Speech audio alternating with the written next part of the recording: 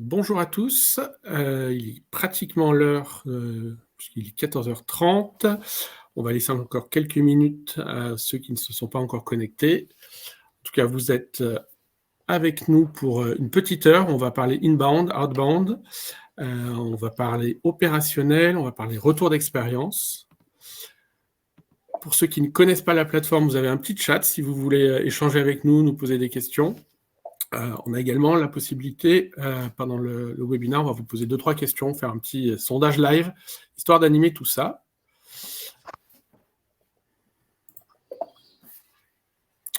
Hop, je vois que ça commence à se connecter. On est relativement nombreux cet après-midi, c'est chouette.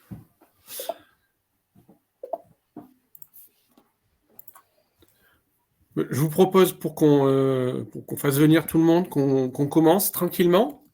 Alors, comme vous le voyez, hein, aujourd'hui, je ne suis pas seul. J'ai la chance d'être accompagné par 2 camarades. On va commencer par Pauline. Est-ce que tu veux bien te présenter en quelques mots, s'il te plaît ? Oui, donc bonjour à tous. Je suis Pauline, donc directrice marketing et alliance chez TVH Consulting depuis 6 ans. Et du coup, prête à discuter avec vous d'inbound et outbound et comment on fait chez TVH. Merci Pauline. Quelques mots, Xavier ? Merci Benoît. Donc bonjour à tous. Donc je suis Xavier, cofondateur et CEO de la plateforme GetQuanti et partenaire de nomination, avec qui nous aidons les entreprises à identifier leurs visiteurs sur leur site web et les transformer en opportunités commerciales. On verra qu'avec ces outils comme d'autres, la problématique inbound et outbound est au cœur de la préoccupation de nos clients qu'on va partager. Et Pauline est d'ailleurs une cliente fidèle de GetQuanti et témoignera pour nous de ce qu'elle a mis en place. Merci Xavier. Donc en quelques mots, moi c'est Benoît, donc je travaille chez Nomination. Pour ceux qui ne connaissent pas, notre métier chez Nomination, c'est produire de la donnée. Alors produire de la donnée, c'est un peu large, mais si on veut être un peu plus précis, notre métier, c'est de recenser toutes les entreprises, les qualifier, les structurer, reconstituer les organigrammes. Puis toute cette data, on va la mettre à disposition de nos clients au travers de plusieurs outils, plusieurs plateformes. Et c'est vrai qu'on a la chance d'avoir certains clients suffisamment satisfaits pour qu'ils puissent intervenir à nos côtés pour témoigner de leur pratique et de leur réussite. Donc encore une fois, Pauline, merci beaucoup d'être avec nous. Alors, rentrons dans le concret, l'agenda. On va demander à Xavier de nous poser un peu on va dire le cadre de la discussion autour de l'inbound, outbound. On n'oppose pas, donc on va écouter tout ça et on va écouter Xavier nous poser ce contexte pour ensuite se plonger de manière très concrète chez Pauline, plus exactement chez TVH Consulting. On va voir un petit peu comment elle arrive à articuler ces deux approches au service de la lead gen et au service de la performance marketing de TVH. Et puis on terminera en essayant de voir concrètement comment on peut passer à l'action. On essaiera avec Xavier de vous faire part de nos retours d'expérience de manière la plus synthétique possible. Donc, une fois de plus, n'hésitez pas à rendre ce moment le plus interactif possible avec le chat. Je vois qu'il y a pas mal de gens qui ont commencé à nous dire bonjour et à le prendre en main. Et puis, vous avez également un petit onglet sondage dans lequel on va régulièrement vous poser quelques questions pour essayer d'animer notre petit webinaire. Alors, Xavier, on dit souvent inbound, outbound, mais est-ce que à l'heure où on parle d'IA, où on parle de modern selling, est-ce qu'on peut encore opposer inbound, outbound ? Écoute, je vais essayer de répondre à la question, en tout cas d'apporter des éléments de réponse. Je ne sais pas si je peux faire passer. Voilà, exactement. Déjà, peut-être en reparlant des fondamentaux, qu'est-ce qu'on entend par inbound, outbound, puisque vous avez en général dans vos organisations, que ce soit marketing ou commercial, pour aller, on va dire, chercher des nouveaux clients, se pose la problématique d'aller justement rentrer en contact avec ces prospects. Et il y a en général deux approches, et on va voir que assez traditionnellement, elles s'opposent, et on voit les frontières un petit peu bouger. Ça va être tout l'objet de la discussion d'aujourd'hui. Donc sur la partie inbound, c'est on va dire la technique classique plutôt des équipes marketing, c'est beaucoup développé dans les dernières années, qui consiste à essayer de faire venir à soi, en réalité, ses clients par une approche très basée sur le contenu, grâce aux techniques digitales, le SEO, donc la possibilité de faire référencer son contenu de manière naturelle, mais également d'essayer aussi de distribuer à ses prospects des contenus additionnels via du marketing automation ou du nurturing. Et l'idée, c'est vraiment d'être dans une approche de funnel ouvert au départ et de tamiser au fur et à mesure. C'est-à-dire que je fais un peu de la communication digitale et puis petit à petit, en regardant un petit peu ce qui vient avec de la conversion, je vais progressivement restreindre le funnel et in fine, j'espère distribuer des opportunités à mes commerciaux. Donc, c'est une approche très basée sur, voilà, sur faire venir à soi ses clients. Et de l'autre côté, on a une approche qui va être, on va voir pourquoi, outbound, donc plutôt je vais moi-même au contact de mes clients. En général, ça va nécessiter de cibler au départ, puisqu'on ne peut pas parler du coup à la terre entière. On va essayer d'économiser ses ressources en ciblant au départ ses clients. Par contre, ce sont des techniques en général payantes. Donc, c'est là-dedans qu'on va ranger toutes les campagnes d'achat de bannières, bien sûr, de mots-clés. LinkedIn s'est beaucoup développé sur le payant récemment, les réseaux sociaux, ou bien plus traditionnellement les bases de données qu'on achetait jadis, puisqu'avec le RGPD, on va voir que c'est un peu plus compliqué. Et on essayait d'activer ces bases de données en allant au contact, en diffusant son message vers ces cibles-là. Et récemment, avec les outils d'automation qui se sont développés au niveau des équipes commerciales, autour d'email, autour de LinkedIn, voilà, avec une approche, on va dire, de soi vers ses clients. Et donc, ce sont deux approches, en réalité, qui peuvent apparaître contradictoires ou parfois opposées, on va voir pourquoi, mais avant, on voulait vous poser quelques questions. Benoît. Oui, en fait, on s'était dit que pour un petit peu nous orienter aussi nos discussions, ça serait sympa de voir si au sein de l'audience, là vous êtes quasiment une petite centaine, à voir comment vous vous positionnez. Donc, n'hésitez pas à voter sur le côté, donc dans l'onglet sondage, voir si vous êtes plutôt team inbound, team outbound, ou si vous arrivez à être dans une logique un peu transverse. On va vous laisser quelques instants pour vous positionner.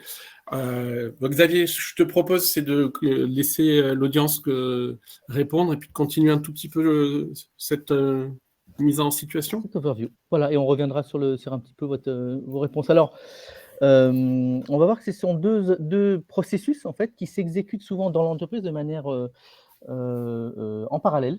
Et tout l'enjeu va de savoir est-ce qu'on ne peut pas, plutôt que de faire du parallèle, enrichir les deux processus l'un et l'autre. Alors pourquoi on a besoin de faire de l'outbound finalement? Pourquoi on ne peut pas se contenter, comme on le verra, de faire venir les clients à soi? Tout simplement parce que faire venir des clients sur son site notamment, ça ne génère aujourd'hui que 2% de conversion. Donc en fait, on imagine bien qu'il y a une forte déperdition et que ça ne va pas nourrir, on va dire, l'intégralité de la société. Donc souvent, on est obligé d'aller au contact de ses clients, notamment sur les processus commerciaux. Et la partie d'entrant représente en général moins de 20% de l'ensemble des leads qui vont être traités. Donc, quelque part, souvent, on est condamné à faire du sortant pour aller plus vite au contact de ces clients.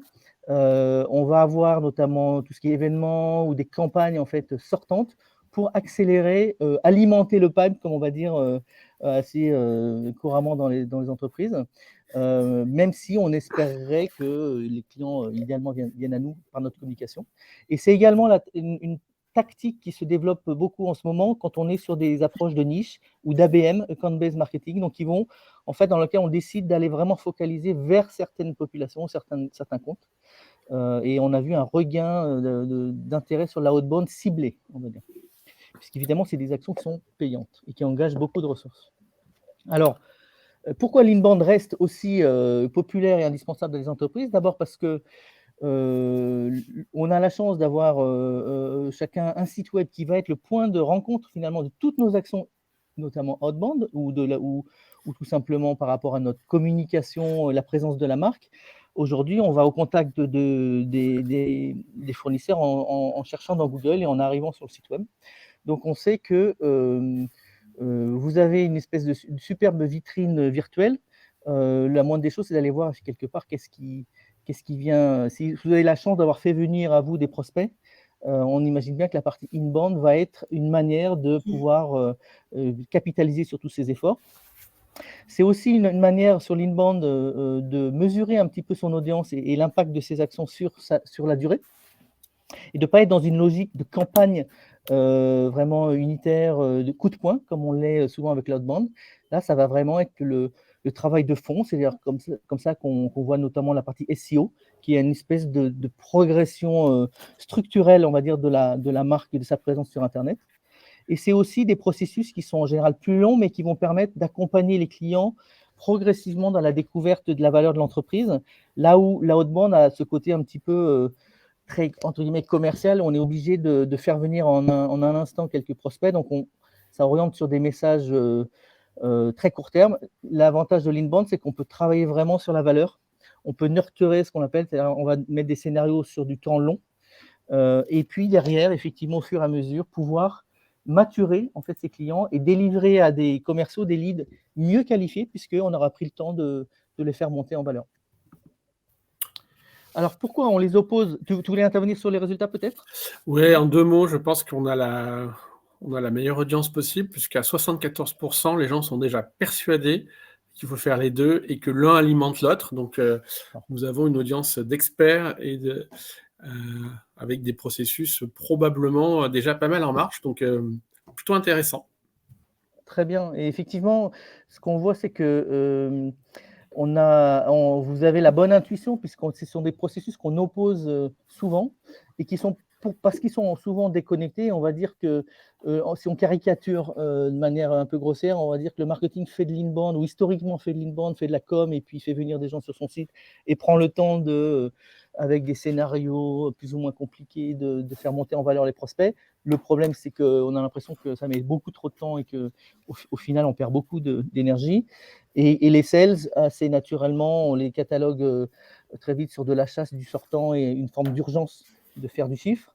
Et donc, c'est des processus qui n'ont pas le même temps et qui sont souvent non seulement déconnectés, mais même parfois, on va dire, un peu catalogués l'un sur le marketing, l'autre la chasse. Ce qui on va dire, conforte cette impression, c'est que comme on a du mal à mesurer de bout en bout ce qui se passe entre les processus long marketing et ce qui se passe sur les processus commerciaux, d'autant plus qu'ils ont maintenant chacun leurs outils. Donc, chacun a son automation. Il y a le sales automation d'un côté, il y a le marketing automation de l'autre. On va mesurer chacun son efficacité et on ne voit pas bien en fait quelle est l'interaction et comment ces actions se nourrissent l'une l'autre, alors qu'on en est sur le fond convaincu, mais on a du mal à le concrétiser. En termes d'organisation, au-delà des outils, effectivement, il y a aussi un peu d'historique, des équipes qui n'ont pas forcément l'habitude de se parler, ou par l'histoire, en fait, on travaillait un peu, on va dire, sur des styles un peu grosse maille côté marketing, et puis sur parfois du très fine maille au niveau du commercial. Ça ne se parle pas toujours. Et le résultat, c'est qu'en fait, on a des choses qui s'exécutent sans cohérence, parfois avec des dégâts, des actions commerciales ou des actions marketing sur un lead qui est déjà engagé. Tout ça peut générer non seulement de la friction, de l'inefficacité, voire une mauvaise image auprès des clients. Donc, on ressent bien qu'on a un intérêt à faire cohabiter ces deux processus, chacun indispensable. Alors, je pense que là, on a bien, et merci Xavier, on a bien posé le débat, on a bien compris ces deux approches-là. Je pense que vous êtes tous convaincus de la nécessaire articulation. Et ce qui va être intéressant maintenant avec Pauline, c'est de plonger un peu dans le cœur d'une organisation. Et merci encore, Pauline, de nous ouvrir un peu le capot, de nous faire part de comment ça se passe chez toi. Peut-être pour bien comprendre, est-ce que tu peux, s'il te plaît, un tout petit peu nous présenter qui est TVH Consulting pour qu'on comprenne bien? Oui. Donc, TVH Consulting, on est intégrateur et éditeur des solutions ERP, BI de Microsoft et SAP. Donc, SAP S/4HANA et Microsoft Finance and Operation, la BI, Power BI, SAP Analytics Cloud. Et tout récemment, on vient de racheter un acteur de la cybersécurité pour vraiment avoir une proposition de valeur forte auprès de tous nos clients communs. Donc voilà qui on est. On réalise 40 millions d'euros de chiffre d'affaires aujourd'hui avec 200 collaborateurs. Et si je peux faire un petit peu d'histoire chez TVH, donc quand moi je suis arrivée en 2016, c'était une personne à mi-temps au télémarketing, moi et une assistante qui nous a rejoint 3-4 mois après. Donc le challenge a été de bien cerner ma base de données qui en fait était pas forcément travaillée. Il y avait quelques initiatives outbound dessus. Et surtout, ce que j'expliquais aussi à Benoît et Xavier, c'est la relation que la direction avait avec des cabinets de conseil, avec des clients, avec des partenaires. Et donc, du coup, tout ce que ces bruits pouvaient générer comme opportunité qui était du coup traité par cette personne au SDR, chez les SDR. Et donc, du coup, c'est vrai que ma base était désuète. Donc, moi qui ai connu nomination dès que je suis sortie de l'école en 2012, je me suis dit, je vais prendre nomination. Donc, déjà, à l'époque, on a repris nomination pour essayer de rendre plus qualitative cette base, enrichir aussi pour trouver des nouveaux contacts. Mais au bout d'un an, 1 an et demi, on s'est rendu compte que, mais comme je l'avais connu chez Nomination, c'était vraiment du CAC 40, grande société, et je m'y retrouvais pas en fait sur les ETI qu'on pouvait adresser à l'époque, entre 50 millions d'euros de chiffre d'affaires et 100, 150 millions, 200. Enfin, il y avait quelques comptes, mais pas tant que ça. Donc, on a décidé d'arrêter pour tester d'autres outils. Et ce switch, il a pu être fait aussi parce qu'on avait vraiment une direction qui croit dans le marketing et dans le commerce. Donc, on a pu tester, on a pu rater. Mais aujourd'hui, je pense qu'on a quelque chose qui permet de répondre à l'inbound, à l'outbound, et donc d'avoir un bon alignement sales marketing. Alors, pour rentrer peut-être un peu plus dans le détail de tes enjeux de manière un peu plus opérationnelle, et il y a une question dans le chat de Romaric sur aujourd'hui la taille de l'équipe marketing. Oui, et ben voilà. Donc, pour 40 millions d'euros de chiffre d'affaires aujourd'hui, donc on a 4 marketeurs à temps plein et on a 3 personnes, donc SDR ou plus communément télémarketeurs.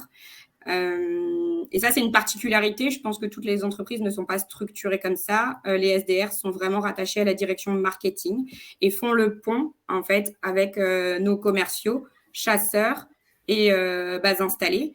Donc, tout confondu, là, je vous ai mis sur tous les produits. On a 4 chasseurs et 5 commerciaux sur la base installée. Donc, on a un objectif qui est assez ambitieux puisqu'on est soutenu par un fonds d'investissement. Donc, c'est vrai que notre croissance au marketing, sur l'inbound, sur le commerce, a aussi été corrélé par rapport à ces objectifs impulsés par le fonds et notre direction générale.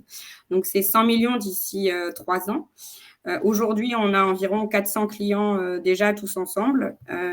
L'enjeu premier, c'est surtout cette base installée de clients où on va pouvoir aller détecter des nouvelles opportunités en cross-selling et ou en upselling. Et donc, la même chose, du coup, d'aller identifier des nouvelles opportunités demain sur le marché. Juste pour que vous l'ayez en tête, parce que ça peut avoir aussi, en tout cas sur nous, on traite différemment les leads. Les paniers moyens ne sont pas les mêmes. Et ça, c'est un challenge qui est lié aux croissances qu'on a eu ces dernières années. L'ERP, c'est un panier moyen un budget à 800 000, 1 million, ça va dépendre. La cyber et la BI, c'est des missions, donc on va être autour de 20 000, 30 000, ça va dépendre. Mais ces paniers moyens, du coup, sont différents puisque l'objectif, évidemment, de closing derrière ne va pas être le même. Et donc, la lead gen qu'on va devoir fournir, évidemment, va devoir être plus forte sur la cyber et la BI. Alors, on va rentrer maintenant, je pense, dans l'ultra concret. Tu avais utilisé un terme quand on avait préparé ce webinaire de machine à lead. Alors, est-ce que tu peux un peu nous révéler les secrets de l'organisation de ta machine à lead ? Alors aujourd'hui, comment on a essayé de structurer ça, même si ça a été progressif, on a beaucoup testé, comme je vous l'ai dit. La première transformation, elle s'est opérée en 2017-2018 avec une première refonte de site. Où là, on s'est fait accompagner par l'agence Magnetic Way sur l'inbound, sur le contenu, le SEO. Puis après, on a eu des rachats, on a eu le fonds qui est arrivé et puis on a dû de nouveau se retransformer avec un nouveau site qui date de 2021 où là, on s'est dit, le site web, il faut que ce soit vraiment le commercial 24/7 qui a des formulaires partout, des vidéos, des replays pour essayer de capturer la data en inbound. Mais grâce aussi à GetQuanti, heureusement, en outbound. Et cette inspiration de machine à lead, on l'a structurée au fur et à mesure, mais on a essayé de la corréler à ce que GetQuanti aussi suggère à ses clients et ce que pour eux-mêmes appliquent, à savoir une notion de gestion des leads par top lead. Donc, on a différentes sources. On a les demandes entrantes, on a les contenus où ça peut générer potentiellement de la demande entrante parce qu'il y a un formulaire, mais on peut avoir des contenus aussi type SEO, où là, on va traquer la visite grâce à GetQuanti. On va avoir les webinars, donc les leads GetQuanti, pour le coup, ça peut être uniquement des personnes qui arrivent directement en nous cherchant via Google et pas forcément liées à un contenu sur lequel ils pourraient tomber par divers moyens. Et donc, c'est là où inbound, outbound se rejoignent. Et les listes ABM qu'on a structurées avec nos commerciaux pour avoir, encore une fois, un bon alignement sales marketing et qu'on suit et qu'on enrichit grâce à Nomination, puisque Nomination nous délivre toutes les semaines une newsletter de ces comptes qu'on suit en priorité et en parallèle d'autres comptes qui nous permet du coup d'être le plus pertinent possible dès que l'on adresse la société, avec vraiment un message personnalisé sur son actualité, sur sa prise de poste, sur une information liée à un projet IT ou un changement de logiciel qui nous intéresse, ou une fusion-acquisition aussi, puisque c'est une expertise qu'on a. Donc voilà, les différentes sources. Ensuite, on remet dans un tableau afin de l'importer directement. Et oui, on n'a pas forcément tout automatisé dans notre CRM, qui est Microsoft Dynamics, évidemment, et qui est livré, du coup, le lundi matin à notre équipe SDR. Donc, le marketing fait un peu le tri, surtout sur la partie, éventuellement des étudiants, des partenaires, où là, ça va plus être directement chez moi sur la partie alliance. Et donc, on livre quand même des leads déjà dans un premier temps, des MQL quand même assez qualifiés à l'équipe SDR. Moi, j'ai une question, je pense qu'il peut être intéressante pour tout le monde. Est-ce que tu arrives à faire tu peux nous partager une répartition en volume de tes leads entre la partie vraiment inbound contenu et puis la partie un peu plus outbound sortant? Est-ce que tu arrives à faire cette répartition et avoir quel pourcentage tu dirais, toi? Ouais, alors le KPI que j'ai pu identifier, alors je suis repartie sur mes 6 derniers mois, en sachant que voilà, cet été, ça transforme moins, mais on était sur 245 MQL, donc comme je l'ai dit, qualifiés, étudiants, partenaires, etc., sortants. Et sur ce volume-là, donc je l'ai remis par semaine, ça faisait 12,50 à peu près par semaine.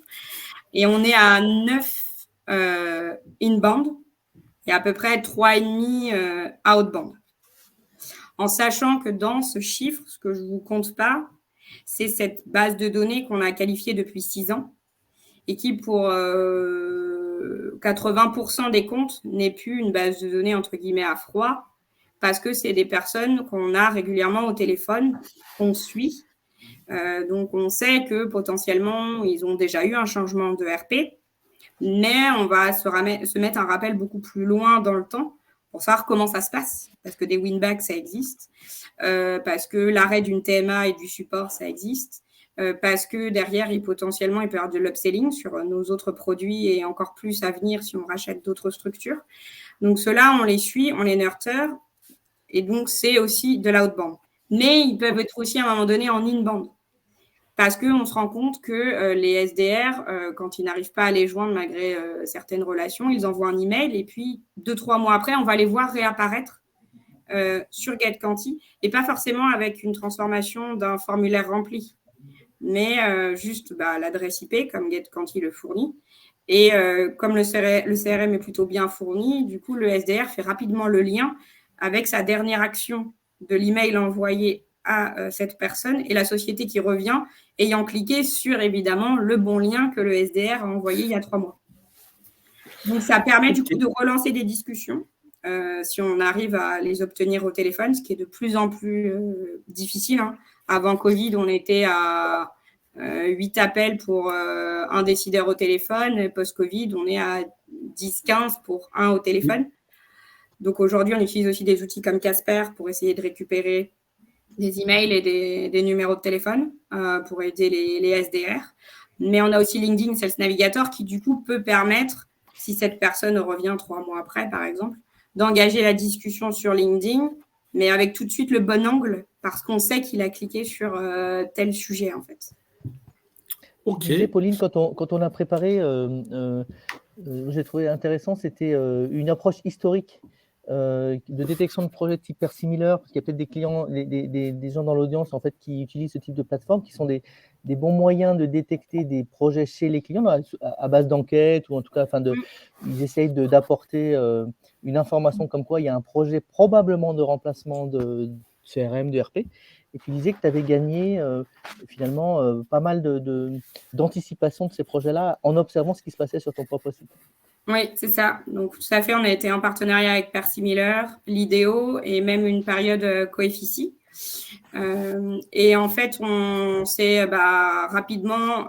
alors, au début, ça marchait quand je suis arrivée, 2016, 2017. Et puis, rapidement, quand on m'a demandé de structurer l'équipe et qu'on est monté à 4 personnes, forcément, on arrivait 3 mois, parfois même 6 mois, avant la détection du lead de Persimilaire, l'IDEO ou Coeffici. Donc, on en a eu sur les premiers temps. Mais rapidement, on a pu justifier auprès du coup de ses partenaires qu'on avait eu les interlocuteurs au téléphone et que voilà, le projet en effet était en réflexion ou que c'était pas pour tout de suite, etc. Donc, ce qui a été plus compliqué parce que les crédits sont à utiliser dans un temps imparti. Donc, on a rapidement fini les contrats. Et ce qui nous a permis aussi de voir que 4 personnes, enfin à l'époque, là avec la croissance, il va falloir qu'on revoie, mais 4 personnes permettaient bien d'absorber toute la base qu'on avait déjà et plus potentiellement les nouveaux top leads, du coup qu'on pouvait être amené à créer encore plus maintenant depuis 1 an grâce à Nomination quand il y a des nouvelles sociétés que nous n'avons pas identifiées ou même via CF News qu'on utilise qui nous permet aussi d'identifier des sociétés en puissance, soit des licornes, soit des startups plus précisément dans les biotechnologies ou bien des fusions-acquisitions. Alors là, je pense que tu as utilisé un terme hyper important la notion de top lead, la notion de scoring. Et je pense que ça va permettre de répondre en partie à une des questions qui est arrivée, puisqu'on a eu pas mal de questions là dans le chat, voir ce qu'il y a des différences de transformation entre les leads inbound et les leads outbound. Je pense qu'on peut répondre en partie à cette question en regardant la manière dont tu structures en fait ta notion de top lead. Est-ce que tu peux un peu nous expliquer ce que tu entends par top lead ? Alors, donc, top lead est une notion GetQuanti. Merci GetQuanti. Top lead new, donc ça va vraiment être une société qui est du coup nouvelle pour nous, qui télécharge un nouveau document qu'on ne connaissait pas, une société qui nous fait une demande entrante, enfin voilà, une nouvelle société, un nouveau lead qui vient voir un replay de webinar, n'importe.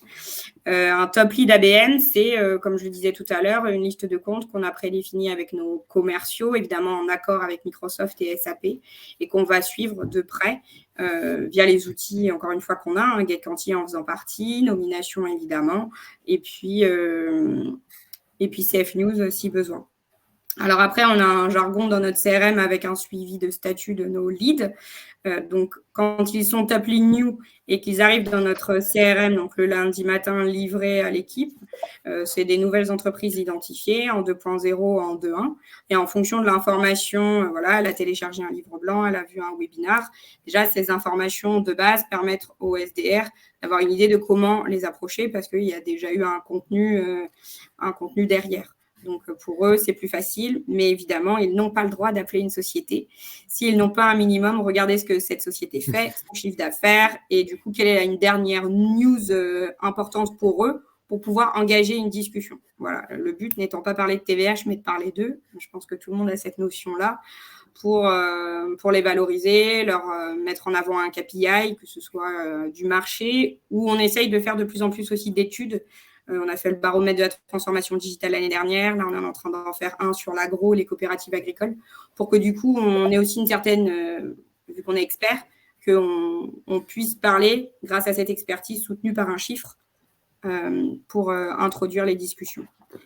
Et si malheureusement, nous n'arrivons pas à avoir ces personnes sur différentes étapes que vous verrez après, ces personnes vont donc partir dans ce qu'on appelle du REA, donc des scénarios d'engagement sur différentes typologies de personas, l'IT, la finance, la prod, avec des messages à chaque fois différenciés, qui vont venir du coup s'alimenter automatiquement en parallèle des efforts quand même des SDR qui vont être téléphoniques, LinkedIn Sales, SMS, voilà, on a testé plein de trucs. Et ça va être à peu près similaire sur l'ABM, sauf qu'il y a vraiment un sales pitch beaucoup plus poussé et argumenté qui a été préparé en corrélation avec les commerciaux, avec Microsoft et SAP. Et que du coup, là, il y a, on va dire, un effet double. Il y a les SDR qui ont une stratégie sur ce compte avec des personnes cibles et les commerciaux en ont d'autres pour ce même compte. Et on essaye de croiser et de se tenir au courant des informations à gauche à droite qu'on obtient sur ces comptes pour être plus pushy et réactif. Je crois, Xavier, est-ce que tu as une question? Parce qu'il y a encore une fois quelques questions qui passent dans le chat. Il y avait des questions autour de l'opt-in. Je pense que on en a parlé. En fait, je trouve que dans ton illustration, on voit bien que c'est parce que tu as deux typologies, voilà, des nouveaux prospects et des listes que tu suis dans le temps. Et effectivement, ce qui est intéressant, c'est qu'à la fois tu les adresses simultanément. Donc en fait, vu que toutes ces entreprises vont venir sur ton site, tu les repères bien, tu les catégorises bien, et en même temps, tu vas les recibler de manière différenciée. Donc, tu expliquais que si c'est des topics d'ABM, tu ne vas pas leur parler de la même manière. Et là, je trouve que tu illustres parfaitement ce qu'est cette réconciliation, on va dire, entre ces différents processus. On fait des actions sortantes, on fait revenir sur le site, on repère et on peut orchestrer intelligemment les choses comme tu l'as fait dans ton business. Et tu disais que tu visais 6 actions en 2 semaines, c'est-à-dire que tu as une forme aussi d'urgence, et ça, je crois que c'est aussi un message important, en tout cas qu'on découvre avec nos clients, c'est qu'effectivement, quand c'est le moment de passer l'action, c'est-à-dire que GetQuanti va servir à détecter, par un peu de scoring, le moment où ces leads se réchauffent, où un projet semble se concrétiser, c'est là qu'il faut pouvoir ensuite passer à l'action, parce que tout ça engage des ressources. Surtout que toi, tu le fais de manière ultra personnalisée, en allant chercher les dernières news, donc tu n'es pas dans de la robotisation sur cette partie-là du processus. L'automatisation t'aide à identifier les prospects sur lesquels tu vas faire une action personnalisée, avec pas mal d'intelligence humanisée de ton côté. Je trouve que c'est une articulation assez intelligente je pense à la fois des automates et des humains. Tu fais la bonne transition, je pense, pour zoomer un tout petit peu sur ces 6 étapes de qualification. Est-ce que tu peux un tout petit peu nous les présenter, Pauline, et ensuite on zoomera peut-être sur un ou deux. Alors c'est pareil, du coup, c'était pas forcément quelque chose qu'on faisait aussi processé. C'est encore une inspiration GetQuanti. On le faisait, mais on ne se donnait pas une échéance. Et là, le fait de se donner une échéance de 15 jours pour essayer d'obtenir une conversation ou un rendez-vous, c'est vrai que ça dynamise l'équipe, les efforts. Et même si au bout de 15 jours, on n'a pas forcément eu d'interlocuteur, c'est pas grave, on va décaler dans le temps, mais au bout de 15 jours, on fera toujours un point sur les personnes qu'on n'a pas eues et on va réfléchir ensemble à la stratégie pour les réembarquer différemment ou peut-être rien ne faire pendant 3 mois et qui vont réapparaître grâce à GetQuanti. Donc, la première chose, c'est un email d'introduction. Cet email d'introduction, en fonction, vous l'avez vu, des top lead new, en fonction de l'ABM, et puis on va dire, de la chaleur ou du statut qu'on aurait dans le CRM, on va faire un email d'introduction soit avec Outlook, soit quelque part, il a déjà eu l'email d'introduction parce qu'il vient comme ça. Donc, on peut avoir déjà sauté cette étape potentiellement, puisqu'on mixe bien in-band à out-band. Et ensuite, du coup, par rapport à ce clicker ou si ça a transformé, on va essayer de faire un email plus formel, donc là, personnalisé, avec une actu, avec le lien de ce qu'il a pu lire, de ce qu'il a pu avoir dans le mail d'introduction. Donc, tout ça, c'est tous les 2 jours. La troisième étape, c'est tenter un appel avec les informations qu'on a déjà dans le CRM. Donc, je fais le lien avec l'opt-in. On a un CRM qui est très riche déjà depuis 6 ans. Donc, en fait, c'est déjà des contacts qu'on a dans le CRM qu'on va adresser. On a déjà les opt-in, puisque du coup, on s'est aligné RGPD, donc on a déjà les accords. Et lorsqu'on est amené à enrichir des nouveaux contacts, on a des cases spécifiques dans le CRM où on traque que l'information vient de Nomination, l'information vient de GetQuanti, l'information vient de Casper. Comme ça, en cas de demande RGPD, on peut livrer un fichier Excel avec l'autorisation du prospect qu'on a eu et du coup la source du contact qu'on a obtenu. Au bout de la première semaine, David, notre team leader, fait le point avec ses équipes sur la livraison qui a eu lieu le lundi, il y a 15 jours avant, où on en est. Voilà, est-ce qu'on a réussi à le joindre? Oui, non. Est-ce que ça a réagi? Est-ce qu'il n'y en a pas une autre stratégie d'attaque? Et donc là, ça relance du coup l'équipe dans une autre dynamique sur la semaine d'après pour tenter un autre canal. LinkedIn. Le SMS, on l'a tenté lors d'un événement qu'on a fait au mois de juin. Et on avait personnalisé des SMS par rapport au retour client qu'on avait, de Rex, de clients qui venaient intervenir, au regard du secteur du prospect. Et donc, on a eu des oui, des non, mais au moins, on a eu des retours en SMS. Donc, on était plutôt contents et on s'est dit que c'était un canal à exploiter dans le futur. On n'a pas encore appuyé sur le bouton, mais là, on est en train de créer aussi des mini-vidéos. Alors là, c'est une best practice des SAP. Vous recevez un mail et au lieu d'avoir du texte, vous avez la tête du SDR qui vous dit bonjour, je sais que votre problématique c'est ça. Bon, on va tester. Voilà. Je ne sais pas si quelqu'un l'a déjà fait dans le chat, mais avec plaisir pour avoir votre retour. Et ensuite, si ça ne fonctionne pas, 5e étape, un call et un email de clôture. Pareil, on a essayé des formats plutôt soft, on va dire. On a reçu nous-mêmes par d'autres partenaires des emails de clôture un peu secs. Donc, on n'est pas allé jusque-là. Voilà, en disant j'ai tenté de vous joindre à plusieurs reprises.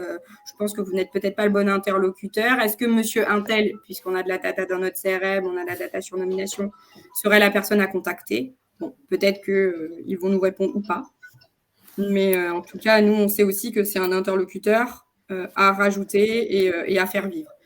Tout ça, ces 6 étapes, c'est pas forcément un interlocuteur, enfin pas le même en tout cas pendant ces 6 étapes, ça peut être différent. Ça peut être un email de clôture aussi qu'on envoie grâce au REA de GetQuanti.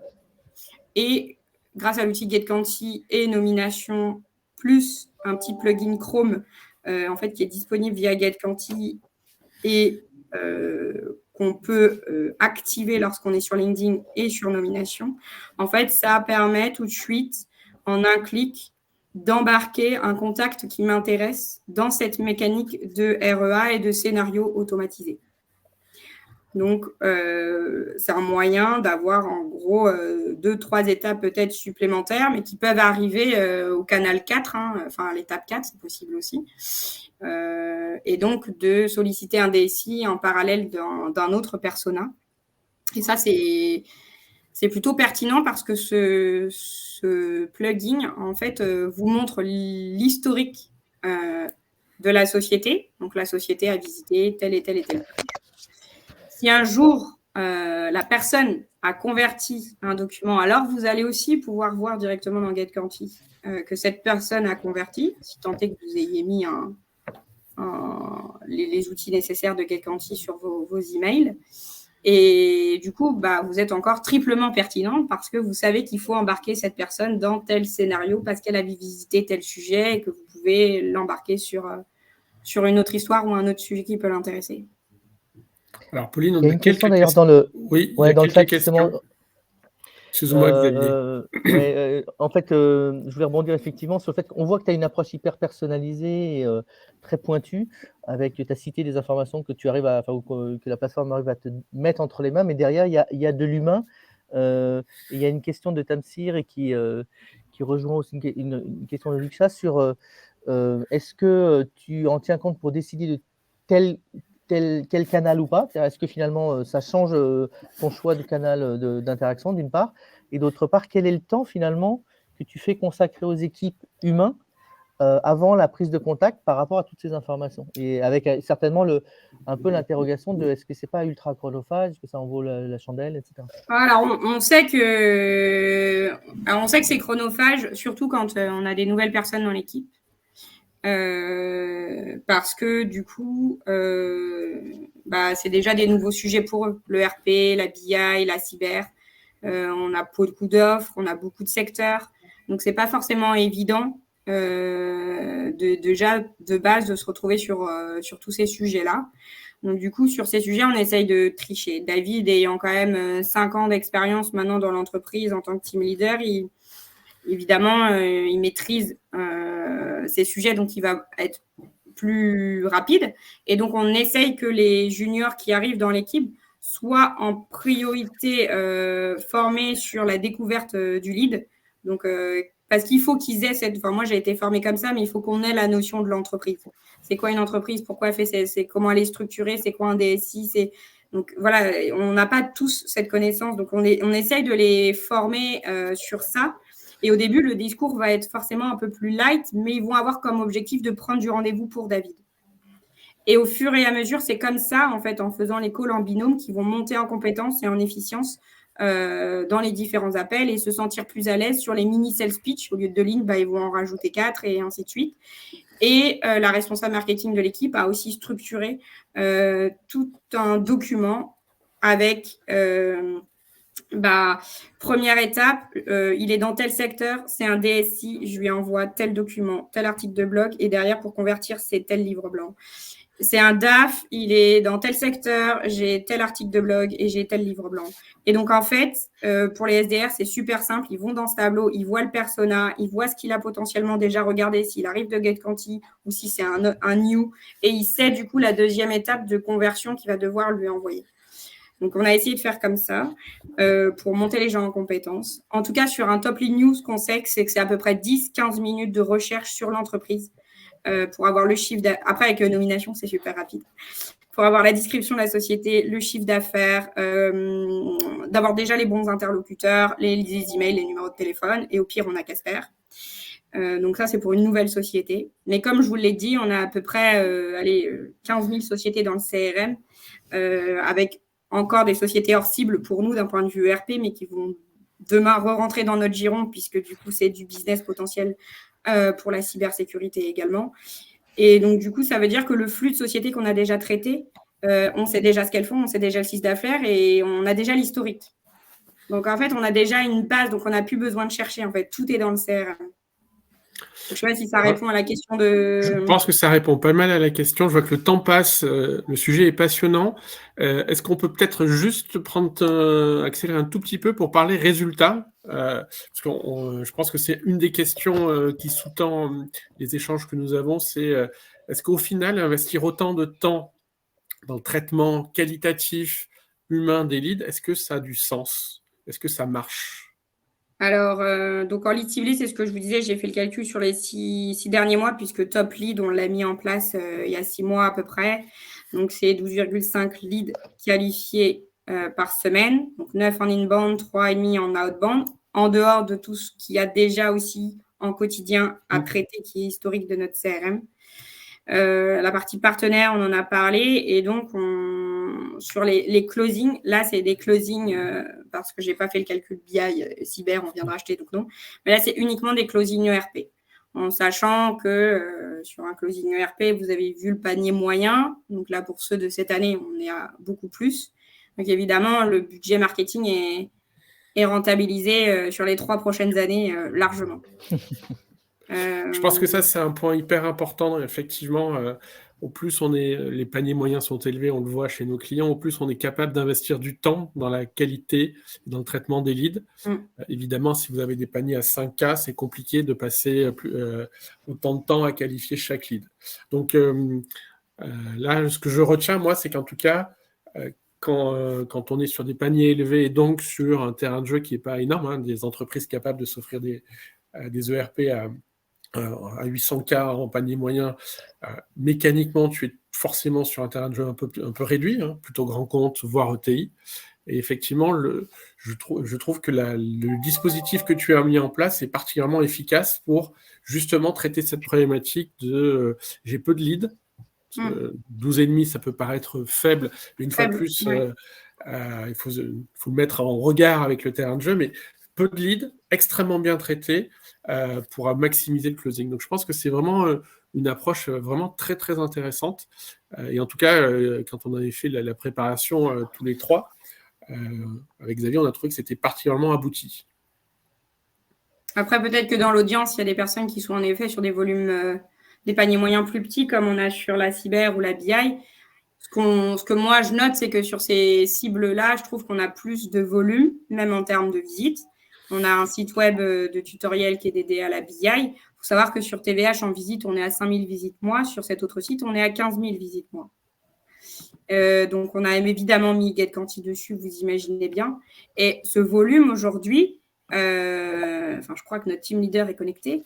Sur la BI, forcément, ça va plus vite à signer et à closer. Certes, il faut en avoir plus, mais j'ai aussi plus de volume. Alors que sur le RP, j'ai moins de volume parce qu'un ERP, une fois qu'il est installé, c'est 10-15 ans. Là, avec le cloud, je pense qu'il y aura de moins en moins, ça va être des montées de version, enfin des upgrades, mais je veux dire des changements. De tous les 3 mois liés au cloud. Mais donc, il ne va plus y avoir cette notion demain, à part qu'il y ait une révolution de migration. Donc, c'est pour ça aussi qu'on a moins de leads et qu'il vaut mieux faire de la qualité que de la quantité sur la partie ERP. Mais sur la partie BI, le discours aussi est plus simple, c'est pas le même. Les commerciaux, c'est pas la même chasse. Donc, ils nous accompagnent aussi différemment sur cette partie GetQuanti. Et donc, c'est vrai qu'on signe plus en un temps plus court. Donc, il y a aussi des résultats. Et si on peut avoir juste une idée du cycle de vente, du durée du cycle de vente sur ces deux... Sur le RP, allez, si je suis optimiste, 1 an et demi. Mais j'ai des leads que j'ai identifiés à un salon en 2016 et on les a signés en 2018. Pas mal. Donc, en fait, ça dépend. Il suffit qu'il n'y ait plus de budget, il suffit qu'il y ait une crise, il suffit qu'il y ait le Covid, il suffit que... Voilà. Mais vraiment, en moyenne, après, il y a des contextes différents. Il y a des prospects qu'on va signer en 6-8 mois, mais ça reste rare. Merci beaucoup, Pauline, pour tous ces éléments. Il nous reste 10 minutes pour essayer d'aller au bout de notre webinaire. On s'était dit avec Xavier qu'il serait intéressant pour faire un petit peu la conclusion, de vous poser la question presque la même qu'au début, mais finalement légèrement différemment. Est-ce que vous êtes, vous, au final, plutôt 100% inbound, 100% outbound, ou le mix, on va dire, à la Pauline, à 50-50, vous semble la bonne option? Alors, normalement, si vous êtes cohérent, si nous sommes cohérents, on va avoir une nette majorité, c'est le cas, 50-50. Xavier, si on essaie de se projeter un petit peu sur les étapes pour finalement arriver à une machine à lead qui arrive à articuler les deux, on s'est dit qu'on allait essayer de mettre en avant 4 étapes, 4 briques les plus importantes sur le sujet. Alors, si ça te va, je me lance. Alors, évidemment, vous allez dire nomination, on est un peu centré data, évidemment, mais pour nous, c'est clair, net et précis. La segmentation est un élément hyper important comme première brique. Je pense que Pauline, tu as dû citer à peu près une quinzaine de fois ton CRM, la base, le fait la nécessité de la qualifier, la nécessité de la faire vivre. C'est une réalité. au plus vous segmentez votre data, au plus vous segmentez votre donnée, au plus vous êtes en mesure d'identifier les bons prospects et donc d'allouer le temps nécessaire uniquement sur le périmètre pertinent. Donc pour nous, la première étape vraiment clé, c'est cette segmentation. Une fois qu'on segmente, en plus, ça permet, et je pense que Xavier, fan de la data aussi, ça permet d'améliorer la mesure. Exactement, parce qu'en fait, et ce qui est hyper important, c'est que cet effort de segmentation, dont on a vu qu'il était essentiel, il y a maintenant des bases qui permettent de le faire, avec de l'ABM, on est encore dans l'hyper-segmentation. Ce qui est hyper important, c'est que cette segmentation puisse être répercutée sur la mesure, donc typiquement ce qui va se passer sur le site web, parce que c'est comme ça qu'on va réussir à lire les résultats inbound, outbound, et de finalement gommer ces frontières qu'on a créées dans le temps, puisque finalement, dès lors que on arrive à repérer l'entreprise et la segmenter sur ce qu'elle fait et mesurer son comportement, on va pouvoir finalement faire contribuer aussi bien la partie inbound qu'outbound à la génération de leads ou à l'identification des opportunités. Donc cette étape mesure, elle est essentielle, et pour ça, il faut être capable de repérer. C'est pour ça qu'on a créé Exitante, repérer les entreprises, repérer leurs segments et pouvoir se dire, voilà ce qui s'est passé suite à l'ensemble de nos actions, ou voilà ce qui se passe quand spontanément telles entreprises viennent sur mon site. Alors évidemment, là, on a partagé une machine à lead particulièrement bien huilée, on a l'impression que ça a toujours fonctionné comme ça, mais pour de vrai, évidemment que tout ça se construit étape par étape. N'essayez pas de vous lancer peut-être tout de suite sur quelque chose de très sophistiqué.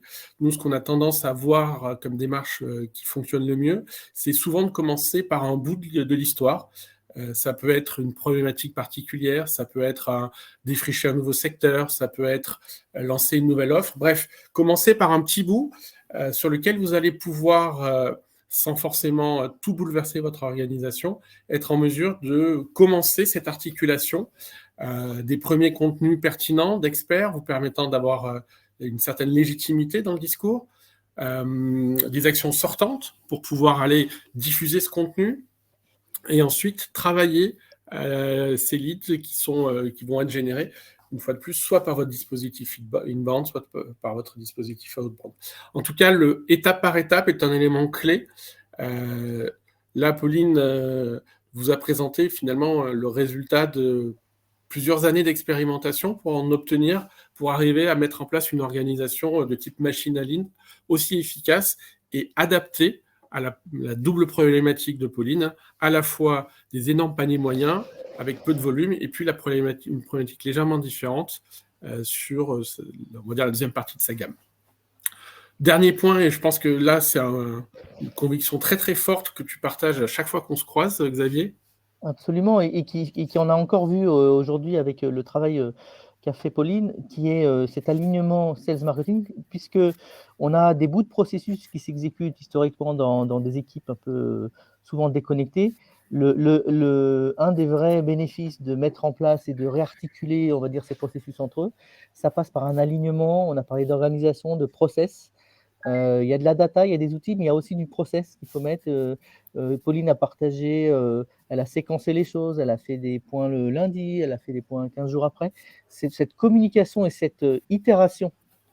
Tu parlais d'étape par étape, et effectivement, l'alignement sales marketing, c'est forcément itératif. C'est on regarde, on ajuste, on mesure, on corrige. C'est le sens du gros marketing d'ailleurs, c'est d'être pas dans quelque chose un peu en effet tunnel, mais toujours être capable de faire progresser. Et c'est un des secrets, à mon avis, de ce qu'a réussi Pauline, aussi avec des aspects organisation. Elle a les SDR chez elle, ce n'est pas le cas chez toutes les organisations. Ça peut donner des idées. Et je pense qu'effectivement, l'important, c'est, in fine, d'arriver à bien définir ensemble ce que l'on veut voir, les prospects qui font sens, et que tout le monde soit concentré sur le même objectif.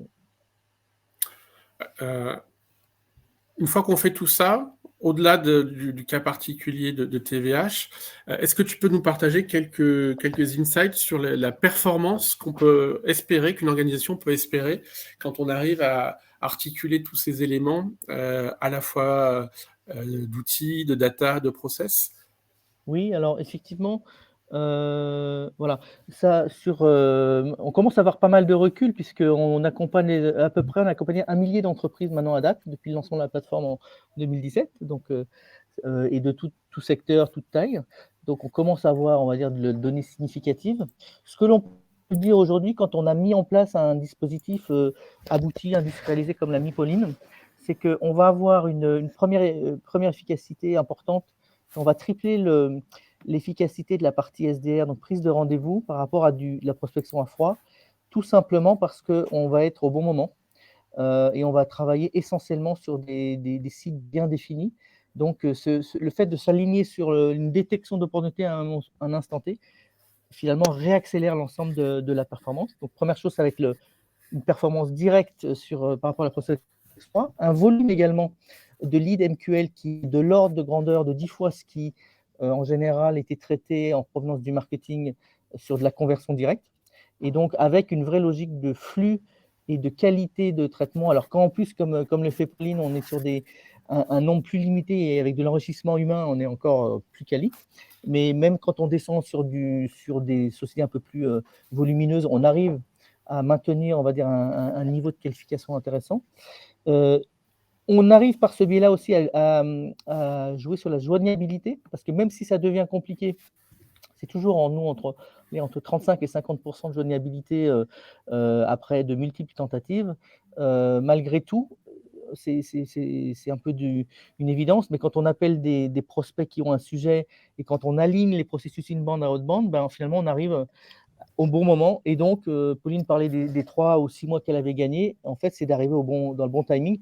Et l'essentiel, c'est que derrière, on arrive notamment à démontrer que la performance de la conversion en vente, de la transformation, est supérieure aujourd'hui sur un certain nombre de nos clients sur des leads qui ont été qualifiés par ce processus par rapport à de l'entrant pur qui a aussi ses biais. Il y a aussi des gens qui viennent se renseigner pour voir. Et donc, finalement, ça vaut le coup de faire de l'effort en amont pour bien regarder et trier et aligner ces processus parce qu'on le gagne à la fin en transformation.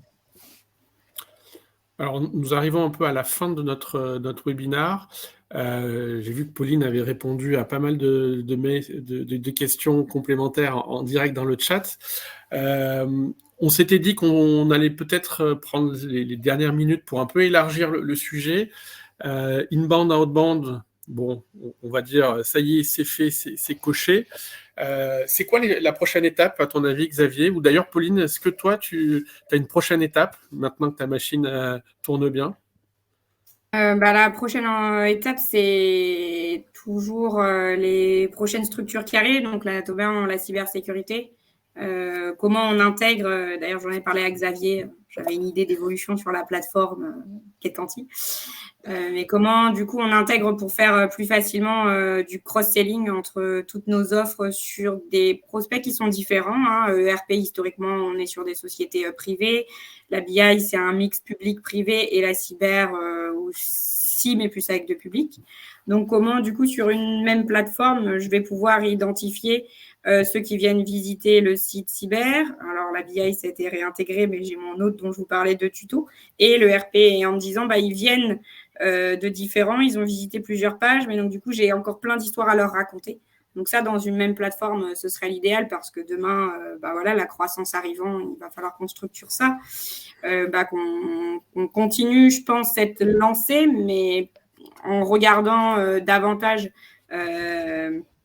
peut-être les stratégies sur les paniers un peu plus bas, parce qu'on a bien fonctionné sur le RP et on arrive très bien à vendre la BI sur nos clients ERP, donc ça va, on vend la BI sur d'autres clients, donc ça va, mais je pense que il va falloir aussi peut-être structurer différemment l'équipe marketing et les SDR, on y réfléchit déjà. Et après, moi, je me pose tout simplement la question de c'est quoi demain? Il y a eu l'inbound, il y a l'outbound. Est-ce que demain, on s'en va vers d'autres tendances? Revenir au one-to-one. Alors là, c'est un webinaire super, il y a beaucoup de gens. Sur le RP, on n'a jamais autant de personnes. Et ça va avec le peu de leads, voilà. Donc, est-ce qu'il y a des nouvelles tendances qui arrivent demain dans le marketing? Et est-ce qu'il y a des nouvelles choses à faire, en fait, pour toujours être un peu à la pointe ou en amont sur ces sujets. Xavier, si tu avais un pari à faire sur le prochain truc qui va bien fonctionner après l'inbound. Alors, moi, c'est vraiment sur des sujets sur lesquels on travaille vraiment en ce moment autour de l'intelligence artificielle conversationnelle, c'est-à-dire en fait faire en sorte que on puisse aider finalement nos commerciaux qui sont en première ligne, en fait, ceux qui vont être en interaction avec de l'information riche telle que l'équipe marketing est capable aujourd'hui de la collecter. Et il se trouve que les nouvelles formes d'intelligence artificielle permettent vraiment d'aider à rendre encore plus quali, encore plus personnalisé la prise de contact. Ce qui aujourd'hui nécessite les 15 minutes d'intelligence et aussi de la rédaction, voilà, dont tout le monde n'est pas capable d'ailleurs. Demain, on voit apparaître des outils de type IA conversationnel qui vont aider, pour moi, de manière assez fondamentale, les équipes commerciales à incorporer tous ces résultats d'inbound et outbound dans leur prise de contact et que tout ça soit beaucoup plus quali et on sorte des robots d'email ultra stéréotypés, pseudo-personnalisés pour avoir quelque chose de vraiment très quali. Donc ça rejoint un peu ce que disait Pauline dans la personnalisation encore plus fine, mais cette fois-ci aidée par de la technologie encore plus pointue. On est tous d'accord, hein, l'automatisation a ses limites et on a tous envie en même temps de donner des outils à nos équipes commerciales et nos équipes marketing pour aller sur ce qu'on appelle la personnalisation en masse. Sauf que bon, pour l'instant, je ne sais pas si de temps en temps vous êtes vous aussi victime de boucles de messages automatisés, pas forcément toujours personnalisés. Donc on voit qu'il y a encore pas mal de choses. Nous arrivons à la fin. D'ailleurs, je vois qu'il y a des gens qui commencent déjà à nous quitter. J'imagine qu'on a tous des agendas bien remplis. Je voulais encore te remercier, Pauline, pour ton temps et pour tout ce que tu nous as partagé. C'était vraiment très, très, très passionnant. Merci beaucoup, Xavier, aussi. Et je pense que tout le monde aura apprécié et la vision expert de Xavier et puis ce retour d'expérience particulièrement riche de Pauline. Merci beaucoup à tous les deux. Merci à toute l'audience. Et puis, je vous souhaite à tous une bonne fin de journée. Merci à tous les deux. Merci. Au revoir. Merci. Au revoir. Au revoir.